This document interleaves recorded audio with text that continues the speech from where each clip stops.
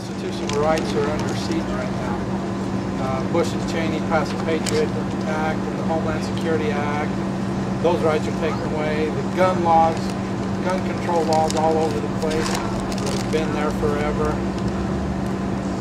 I think we need to eliminate those things. Get back to the Constitution. You know, the Second Amendment says shall not be infringed. It doesn't say shall not be infringed if too many people are victims of a gun crime.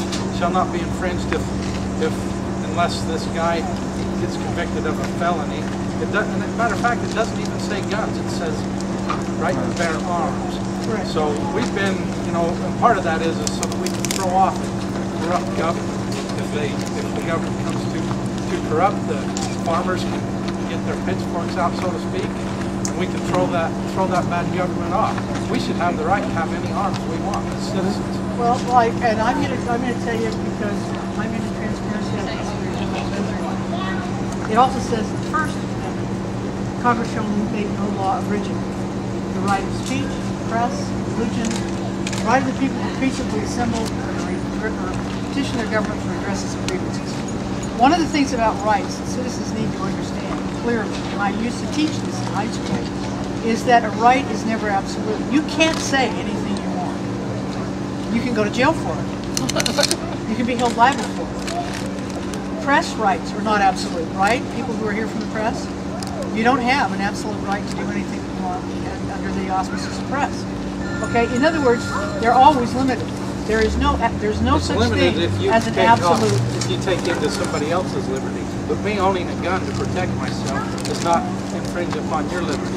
Me owning 50 caliber because I want to protect myself in a compound, if the government's going to come and take me over, it's not infringing upon you. My issue is semi-automatic and automatic weapons. I'll tell you that. That's where I'm going to draw the line. Automatic and semi-automatic weapons. Because I think one of the things to understand is that was made for a militia, and in those days, the militia was the citizens.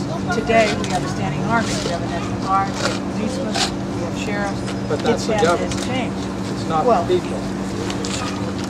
One of the fundamental ideas here is that government is the people. In other words, I honestly believe that if my local sheriff and policeman, if there was a problem with the federal government, I think they'd be on my side, not the federal government's.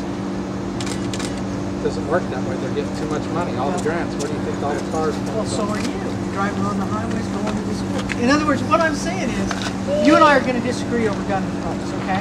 And we can do this all day, but we're going to disagree over gun rights, and that's okay that we disagree over gun rights. I'm fine with that, and I'm willing to do that battle. I realize that's an uphill battle in this part of the world. I don't think you can get it right. I am not interested in taking away handguns for protection. I'm not interested in touching rifles for protection. Not interested in any of that. But that's my position. I'm telling you straight out. That's it. But I'm saying to you, you've got a much greater problem right now today. Corporate interests in your government than you will over your right to bear arms. You have a greater problem. Everybody standing here has a greater problem.